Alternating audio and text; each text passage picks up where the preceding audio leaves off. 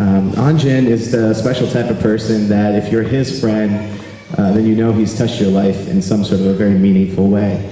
And so all of you have some fantastic stories that you can deliver this evening.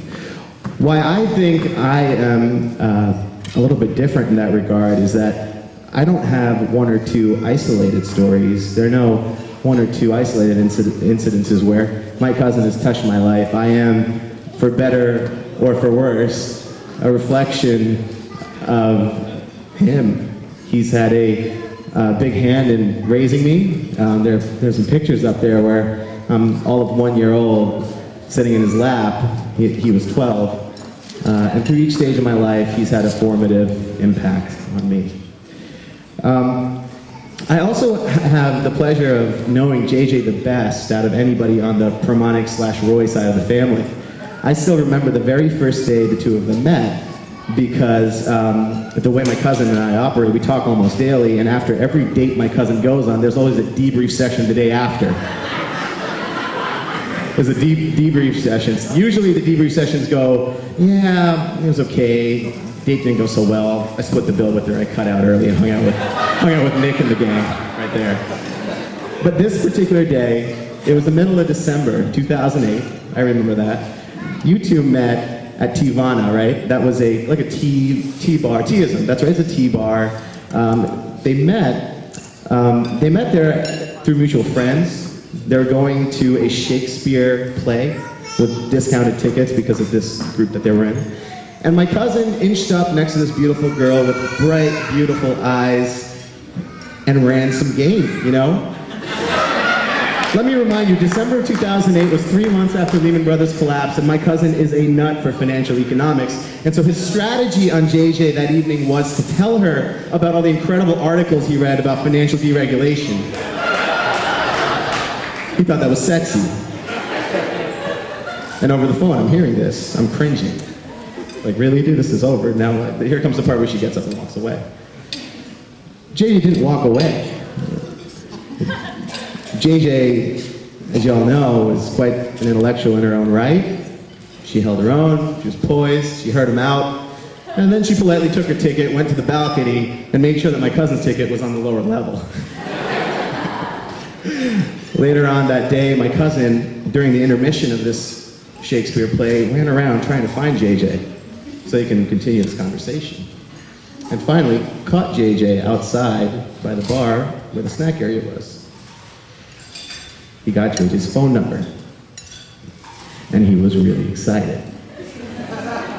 This phone call, the day after, ended with, "Oh my God, dude. She's beautiful, she was smart, I talked about financial deregulation. I got 3 words, baby, full court press."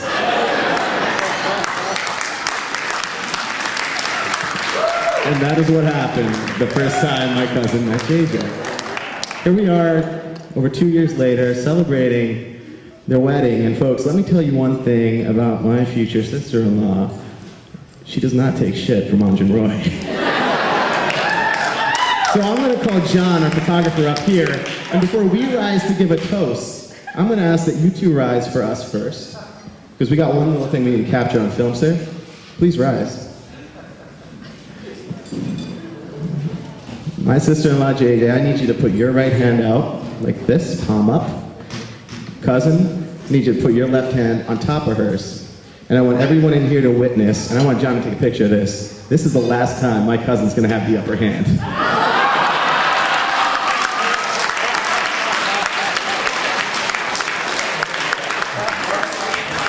First and last. Now you guys can sit down, and all of us can stand up.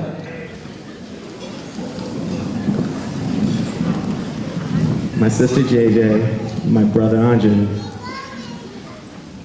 may your life together bring you 3 H's: happiness, good health, and harmony. Harmony doesn't mean agreeing all the time. Harmony sometimes means agreeing to disagree, valuing the other's opinion when it's not the same as your own. I love you guys. All the best. I'm here for you. Thank you for everything you've done for me. God bless you.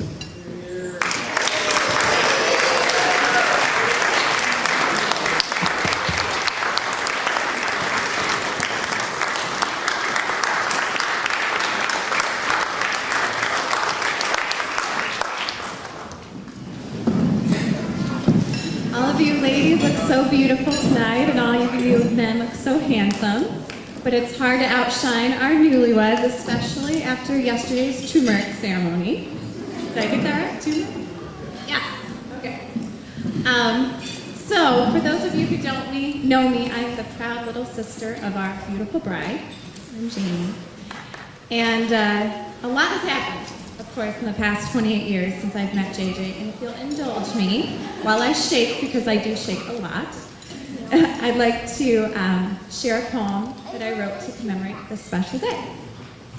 So, nothing could beat the summer sun, all day to play and nothing but fun, running round the yard, grass beneath bare feet, swinging from the trees, life sure was neat.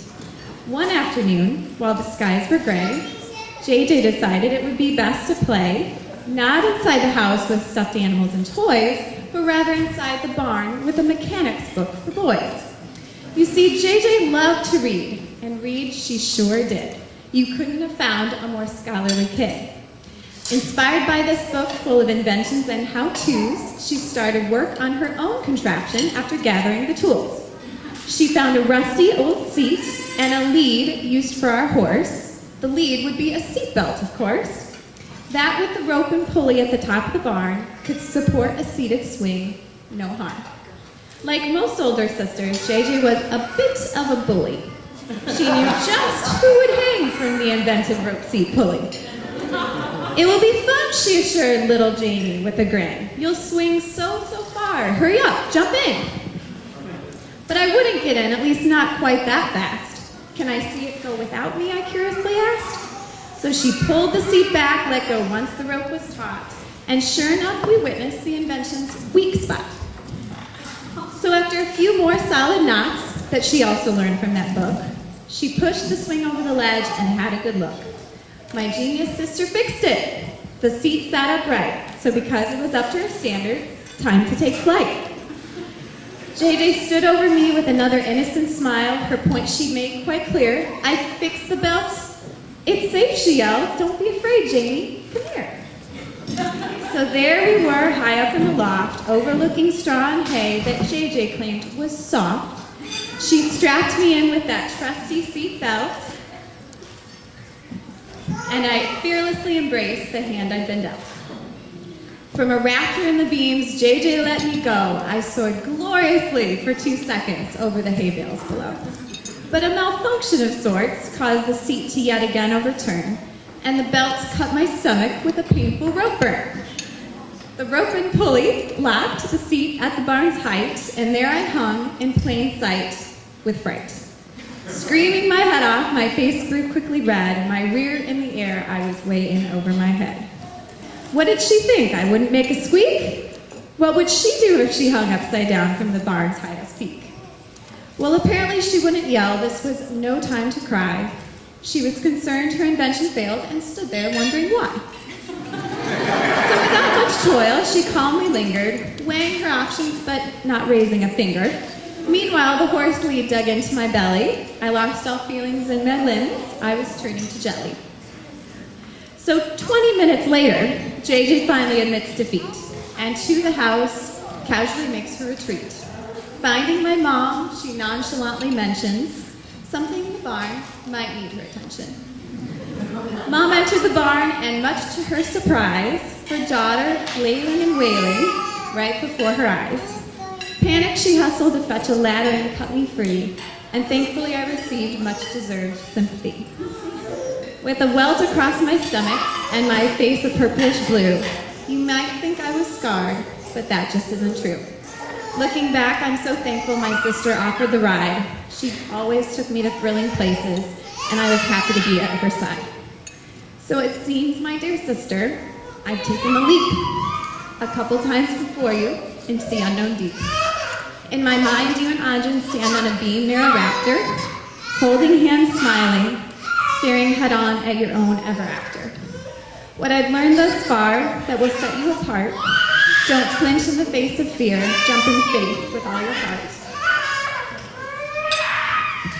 Lean into each other as you step over the line, trust in the tremendous strength a partnership provides.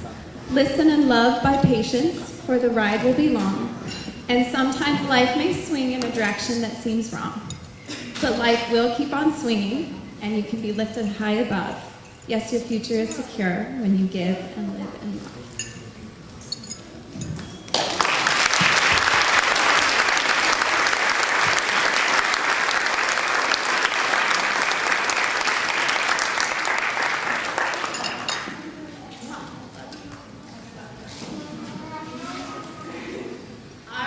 So, with that, it's true.